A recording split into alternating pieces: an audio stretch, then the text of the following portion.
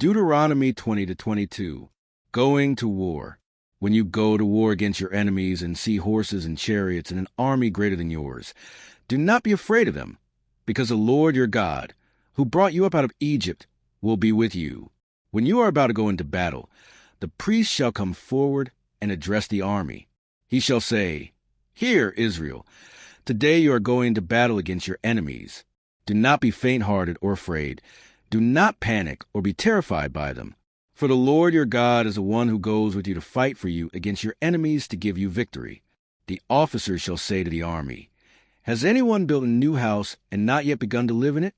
Let him go home, or he may die in battle, and someone else may begin to live in it. Has anyone planted a vineyard and not begun to enjoy it?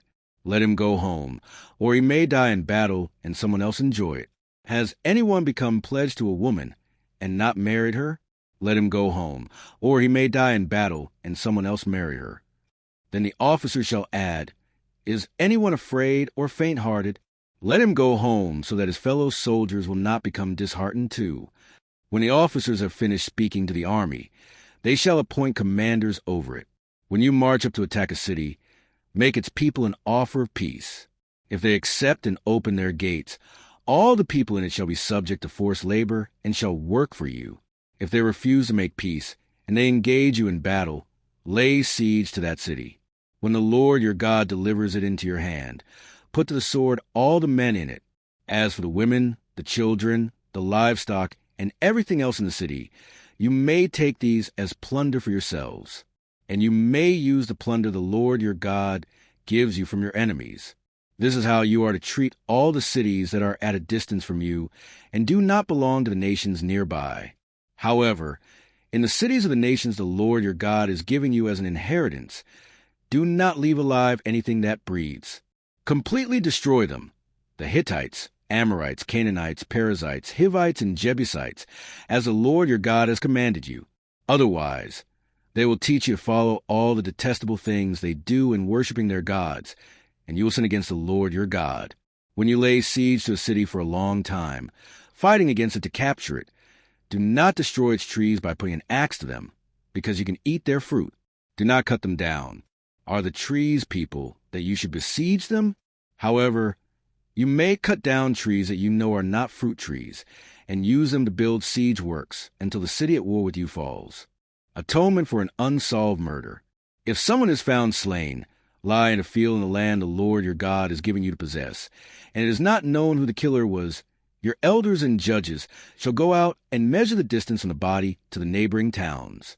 Then the elders of the town nearest the body shall take a heifer that has never been worked and has never wore a yoke, and lead it down to a valley that has not been plowed or planted, and where there is a flowing stream. There in the valley they are to break the heifer's neck. The Levitical priest shall step forward, for the Lord your God has chosen him to minister and to pronounce blessings in the name of the Lord, and to decide all cases of dispute and assault.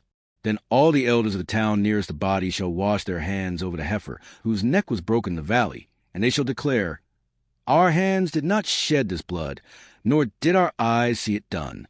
Accept this atonement for your people Israel, whom you have redeemed, Lord, and do not hold your people guilty of the blood of an innocent person." Then the bloodshed will be atoned for, and you will have purged from yourselves the guilt of shedding innocent blood, since you have done what is right in the eyes of the Lord. Marrying a captive woman. When you go to war against your enemies, and the Lord your God delivers them into your hands, and you take captives, if you notice among the captives a beautiful woman, and are attracted to her, you may take her as your wife. Bring her into your home and have her shave her head, trim her nails, and put aside the clothes she was wearing when captured. After she has lived in your house and mourned her father and mother for a full month, then you may go to her and be her husband, and she shall be your wife. If you are not pleased with her, let her go wherever she wishes. You must not sell her or treat her as a slave, since you have dishonored her, the right of the firstborn.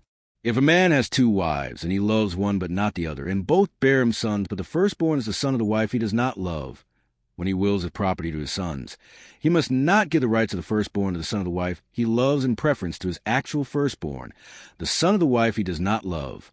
He must acknowledge the son of his unloved wife as the firstborn by giving him a double share of all he has. That son is the first sign of his father's strength. The right of the firstborn belongs to him, a rebellious son.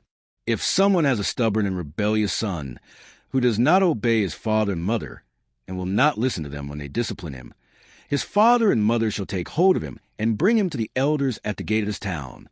They shall say to the elders, "This son of ours is stubborn and rebellious. He will not obey us. He is a glutton and a drunkard."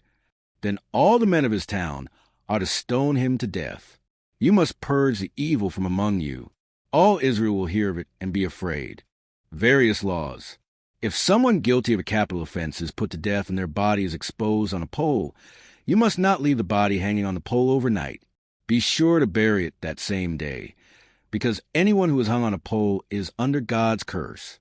You must not desecrate the land the Lord your God is giving you as an inheritance. If you see your fellow Israelites' ox or sheep straying, do not ignore it, but be sure to take it back to its owner.